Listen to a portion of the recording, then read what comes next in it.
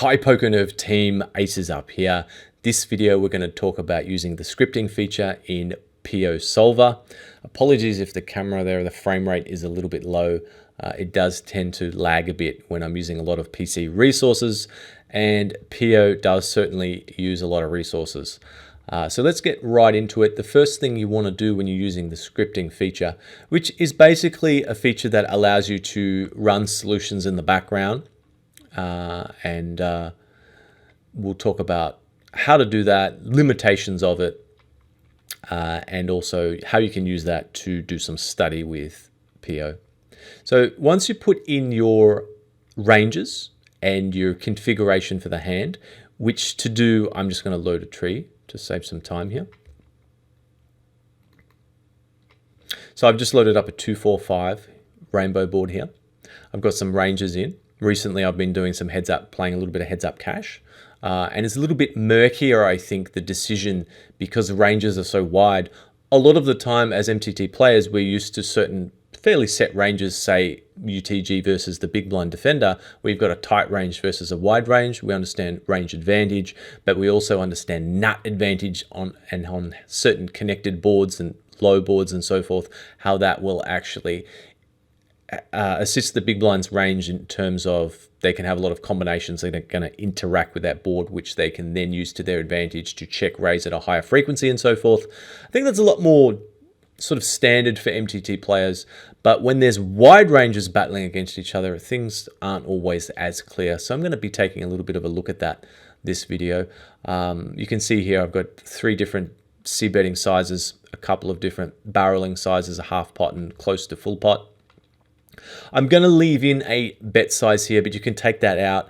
I'm going to leave it in because I always, well, not always, but just recently, I'm kind of curious about donk betting and lead betting and so forth. So I'm actually going to leave those options in. It is going to skew the results a little bit, so take them out if you don't want that stuff in. But I am going to include it for now. And yeah, from there you go up to, once that's all set, looks good, you go up to generate script. And you go ahead and you can generate as many flops as you like, 22,000 if you would like to. You might just generate 3 random ones, or you might want to put in specifically, let's just say we're looking at high boards, so you want to look at something like this. Maybe you want to look at some different high board type, whether you should be C betting and what boards you should be barreling, turn cards you should be barreling on, and so forth. So you might just put in, you know, something like this. And then once you put in the flops that you want to solve for, you go down here, or you might be solving for turns or rivers. You go down and you put in when you want the hand to be stopped based on the percentage of the pot accuracy. 0.35 is pretty standard. Honestly, you could probably go down to 0.5. It would probably be enough, but I'm going to leave in the sort of default that people tend to use, which gives you good accurate results without taking forever. Timeout, I put in 6,000 seconds, which I mean is more than enough. I mean, I think it's an hour and a half, right?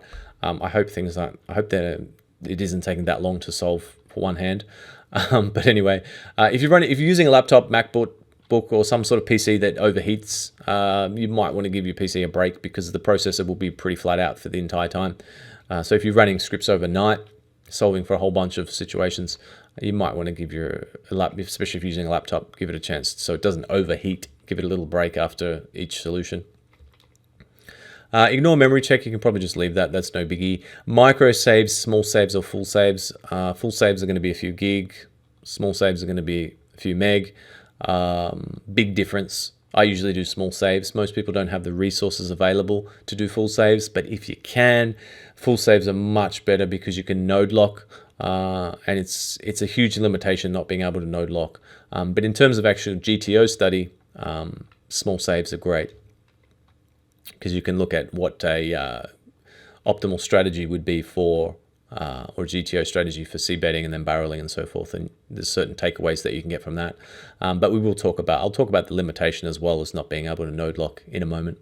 So then you set your folder here. So you might just want to call it heads up boards, since I'm looking at ranges for heads up, something like that.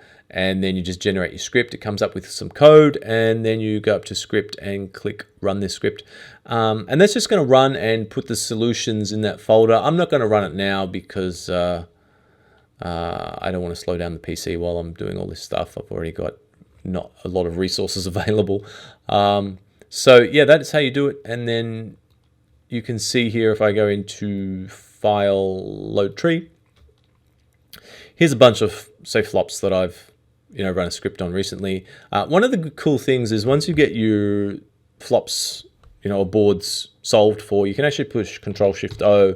You can actually bring up, when I click the ace here, it tells me what available ace solutions I have, the king and so forth. You might want to see, I don't have any king. What do I have? I don't have any king, ace, king, queen, king, jack boards, but I do have a king 10, 2 board and so forth. So this is really handy just for, if you've got your solutions solved for, and you could literally, if you had the resources available, solve for all boards, full trees. That would be pretty awesome. I hate to think how much memory you'd need for all of that though, but let's just look at this. So we've got this 5-4 deuce board open. And from there, a lot of people like to use a spreadsheet to do some review. So we put in the board here. And we're going to guess imposition equity. 5-4-2, pretty similar ranges. We're going to put in 52% for imposition. Slight advantage, c-bet frequency. Let's say 60%, pretty standard. I think it's going to go with the big size here most of the time. I'm just going to put big size 60. And this is going to be our actual. And then donk, I'm just going to say 5%. There's a pretty standard one as well. It likes the donk around that percentage most of the time. And then for barreling, I'm going to say the worst cards are going to be on a 2-4-6 board. I guess out of position is going to continue with some ace high and king high. They're probably going to have some gut shots and stuff that are going to make straights. So a 3 or a 6 and repeats. Probably they're going to continue with all their pairs as well. So they're probably going to be the worst cards.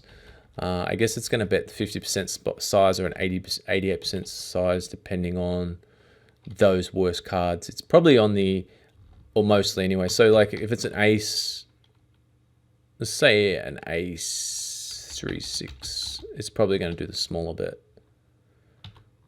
And then it's probably going to specifically use the 88% a lot and be barreling more on cards that around 7 to queen, I would say. So they're going to be the guesses. They're the guesses that I've put in. And then you can set up your own sort of spreadsheet, something like this. And then you go ahead and look at the strategy here. So first off, let's look at imposition equity. 51.5%. So we were pretty close on that one. We said 52. Seed betting frequency, we said 60%. Let's take a look at that. It's actually around 50. And it is using that big size most of the time. So we can put, say, 45, and then 3 and 4. It's checking around 48%. Yeah, so you're betting a little over half the time. And yeah, using that big size. We'll talk more about the hands it chooses to bet in a moment. I just want to check that donk betting number, and it's 7%. So I said it would be around 5, it was 7. And interestingly, it's got kind of the standard mix, I guess you'd say, where it's got some sets, 2s, 4s, and 5s, and some top pairs, like Queen 5, as well as a bunch of straight draws, like 6-8s, a double belly, 8-3s up and down, and then 10-6 is a gut shot. So it's got some gutses and some of those weaker type hands in there as well as hands like Queen 8, where it's got backdoor flushes.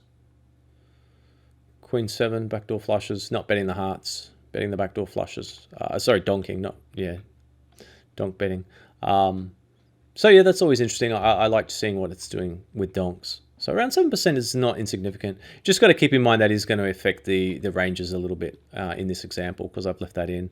Normally you'd take that out because most opponents aren't donking unless they're fish. And then if they are fish, then this whole solution isn't really as applicable. You just got to adjust to exploit them anyway. Most regs aren't donk betting; they're doing pretty standard check raising and check calling and so forth with decent ranges these days, but definitely not enough for check raising. But as we've discussed in other videos about that. So yeah, we can see that after we bet big, now moving on to the turn, let's say it's the 9 of hearts, our opponent checks. I'm going to push Control H here to bring up the hotness. Yeah, as we said, so we were saying that repeats, an ace and a king, would, as well as the straight completing cards, would probably be the worst. And you can see here that, well, let's look at the equity for imposition. You can see here that that is the case. So the ace, 2 is a repeat, 4 is a repeat, 5 is a repeat. The 3 and the 6, not the best. So that's just because our opponent's going to be continuing on the flop a lot with straight draws and pairs and so forth. So obviously that's going to help their range. And for us, it's these middling cards that are really the good ones. The king's not the best either. So I said 7 to queen would be where we'd probably be wanting to barrel a lot and the big size. We can see here that is the case because these cards are much better for us. They're just less likely to have helped our opponent, but we could easily have been, c-betting the flop with 10-jack. And so then we can continue to barrel and put our opponent's weaker hands under pressure.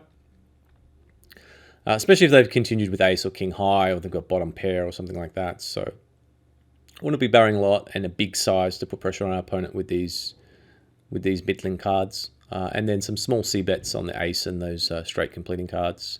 Not betting so much. Less than half the time on those worst cards.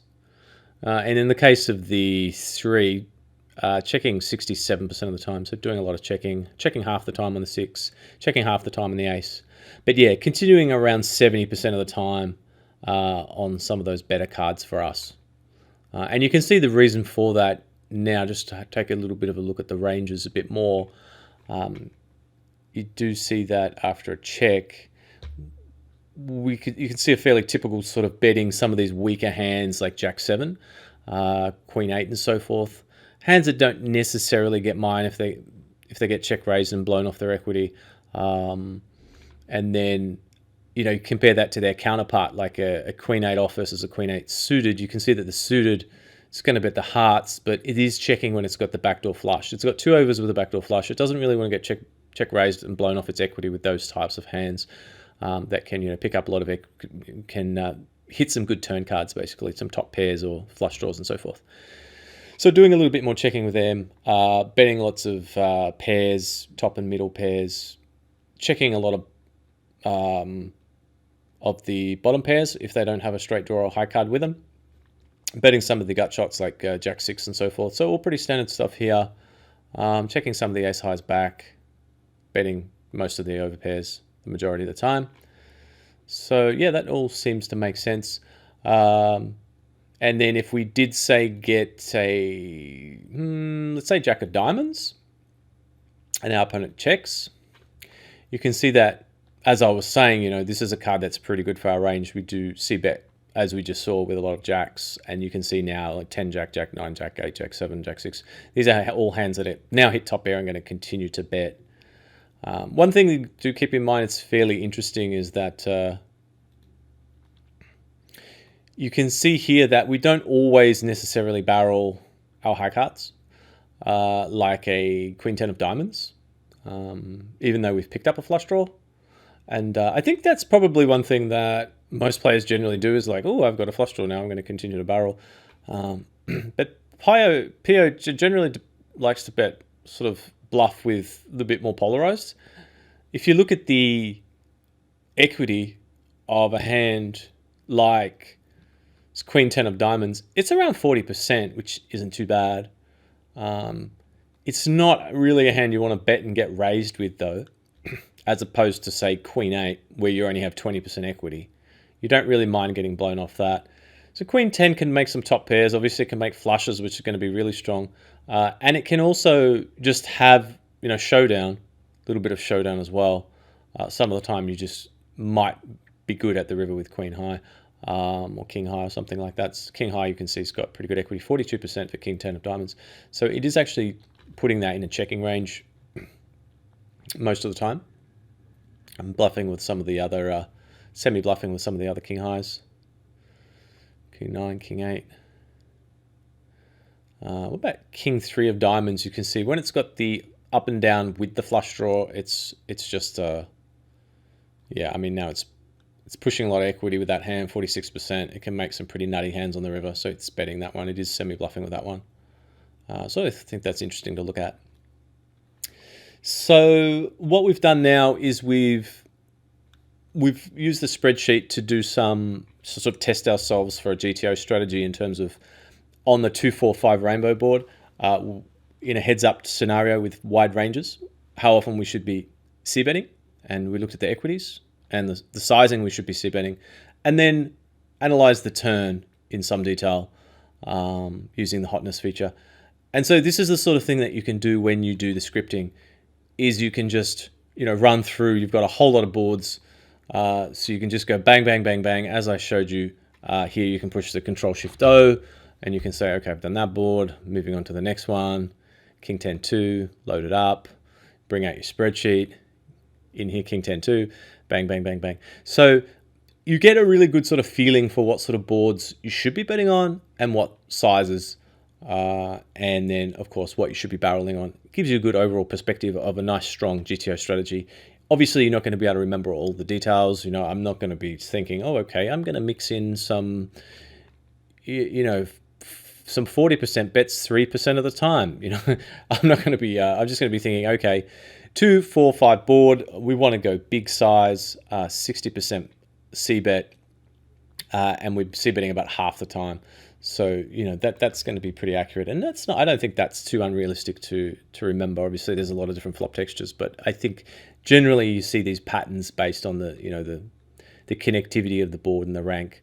You start to identify these patterns, and it's not as difficult as it seems. And then, of course, the barreling, the same sort of thing. We can obviously realize that our opponent's going to check call with pairs and straight draws and some ace highs, and so naturally they're going to be bad turn cards, whereas we can have a lot of those sort of mid to highish cards. So we can barrel on those and use the big size. Finally, I just wanted to talk about the limitation of doing this. And so I've got another Pio running. It's almost, I'm going to stop it now. It's getting fairly accurate. What I've done is I've node locked. And that's, you know, one of the problems is with this tree that I've run script and solved for a lot of flops.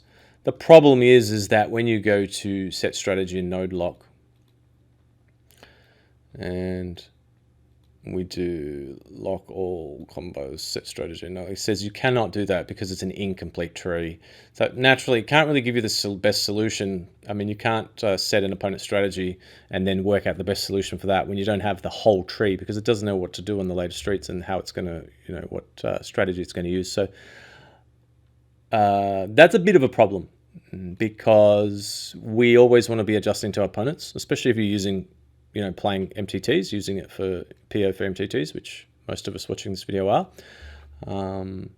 So what I've done here is I've got this second Pio open, and I have run the complete tree for the same situation, exactly the same situation. I've got a complete tree. Now, after our opponent checks, you can see now that we should be betting around 100% of the time, and you can see that the small bet is the most used. Now, this is radically different, so what have I done? Let's take a look. What I've done is for each bet size, I've gone ahead and said our opponent is not raising. They're doing a lot more calling. And if you think about it, that's not unrealistic, because you imagine most opponents, when they see a bet, let's just say the medium bet size, the 40%, they're going to fold a lot of these middling nothings. You know, they're mostly going to fold hands like Queen 8 on 2-4-5, but they're going to continue with ace highs. They're going to continue with pairs, and they're going to continue with a lot of gut shots, a lot of straight draws. So they're calling with the straight draws, ace highs. I've got them as calling with king high. Obviously, king 2, 4, and 5 is a pair, and king 3 is a straight draw, king 6 is a straight draw, king 7 plus they probably call. Some players might fold it, that's fine. But you can see the point is here is that I've adjusted these ranges to reflect a little bit more, I think, honestly, of what our typical MTT opponent is doing, which is not check raising this board very often. Now, obviously, you know, I'm using this for my own sort of heads up analysis, so the ranges are pretty wide. But even still, you can imagine that if this is how my opponent is playing in a heads up situation with these fairly wide ranges, and they're not doing a lot of check raising on this board, the solution is radically different. And that's really the challenge, isn't it, of poker in general, and when you're using something like Pio to get the most out of it. I mean, you could just go ahead and blindly learn all of these different, what you should be doing on all these different flop textures, and then go into the game and wonder why you aren't winning as much as, the player next to you who's, absolutely killing it. And the reason is because when you take a GTO strategy in an MTT, typically, you are maximizing your chance of winning, but maximizing the chance of winning the minimum. And that, I think, is often quite true for a lot of players that implement a GTO strategy. By not adjusting to your opponents and exploiting, you're leaving a lot of money on the table. You're defending yourself against being exploited, and you will win using a GTO strategy. But in a tournament, especially when it's a race to the finish, your opponents are collecting more chips than you by exploiting and adjusting to your opponents. And that's the ultimate goal, is always to not play at equilibrium, but to adjust to your opponent and exploit them. And you can see here that if an opponent is playing, and I've set this for each, I've node locked for each bet size that they're not check raising at all. Now, this is maybe a little bit optimistic, but you can see that it's not impossible for this. I mean, it's not impossible for a player to see a bet on this board and say, well, I'm not going to check raise my top pair, 5-7. I'm not going to check raise my king 3. I'm just going to call. Like all these hands, they might just call with. I've got a straight draw, I'm going to call. I've got a pair, I'm going to call.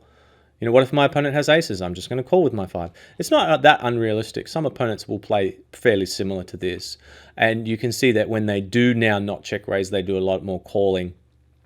That we don't get we get to realize our equity a lot more. And that being the case, we can actually see about basically 100% of the time, and now we can lean towards that smaller bet size.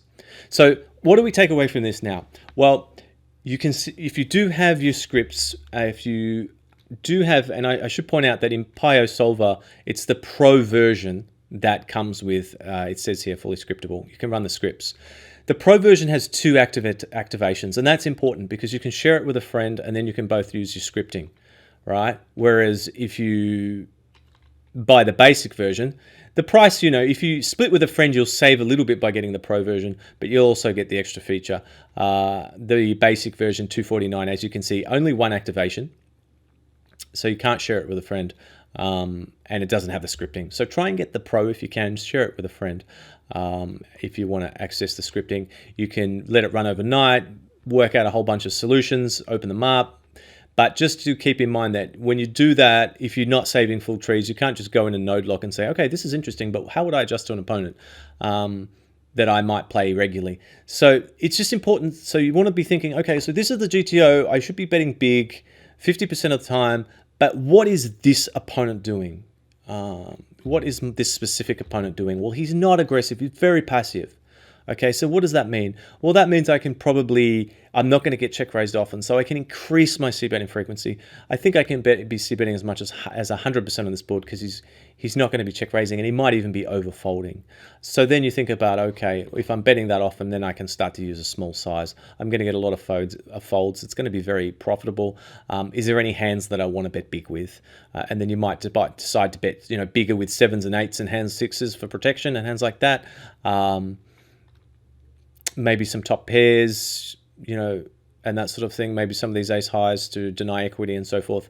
Think about this strategy that you want to adapt based on your specific opponent. And then again, as you go later into the hand, again, think about, each street, how your opponent's going to be playing on each different street, what they're likely to be doing that's differing from GTO, and how you can adjust to exploit that. But by understanding the GTO strategy, I think it does give you a really good place to start. Okay, so this is like a start point, and then how should I be adjusting? How far can I go to exploit my opponent? But you just got to be careful you don't get too hung up on, oh, this is GTO, this is GTO. Oh, I should be betting pot, close to pot on this flop, or well, big size, on this board, and that sort of thing. And that's going to be profitable. Yes, it will be, but not as profitable as possible. So I think that's we've covered enough this video. I've gone into a lot of detail about how you can use the scripting feature in PioSOLVER to get a lot of solutions. It'll just run in the background, and then you can then drill down into those solutions later. Test yourself. Spreadsheets are a common way of doing that. I think they're a great idea. But if you aren't saving the full trees, you can never actually go into that node lock. So that is, as I've just pointed out, one limitation. Don't just get caught into what a lot of players are doing, which is just like, oh, I know my c-betting strategy. I've got it all written down. Yeah, that's great, but you're going into an MTT and you're against an M5, an M10, an M15, an M20, an M50 stack, and all different personalities and playing styles. How are you going to adjust? So keep that in mind, adjust to your opponents, play good winning poker. Hope this video has been helpful. This has been Acesup for PokerNerve.